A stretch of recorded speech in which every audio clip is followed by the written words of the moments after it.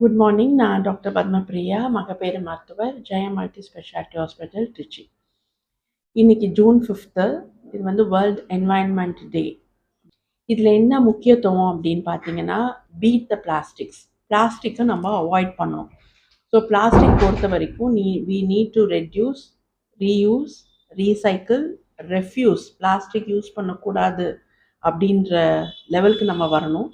ஏன் பிளாஸ்டிக்ஸ்னால், ஜென்ரலாக எல்லா ஹெல்த்தையும் அஃபெக்ட் பண்ணுறது. It causes air pollution, water pollution, soil pollution எல்லாமே காஸ் பண்ணுது. ஹியூமன் பீயிங்ஸ்க்கு பெரிய ஹெல்த் அசால்ட்.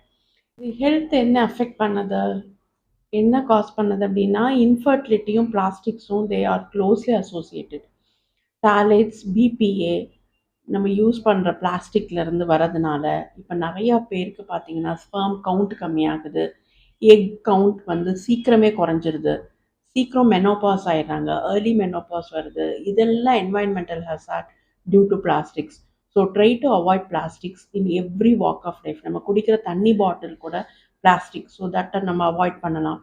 சின்ன சின்ன விஷயத்தில் நம்ம பிளாஸ்டிக் பேப்பர், பிளாஸ்டிக் கவரு இதெல்லாம் நம்ம அவாய்ட் பண்ணினோன்னாவே இந்த பிபிஏ தாலேட்ஸ் இந்த மாதிரி எஃபெக்ட் காஸ் ஃபார் இன்ஃபர்டிலிட்டியை நம்மளால் குறைக்க முடியும். So avoid plastics and a safe environment. Thank you.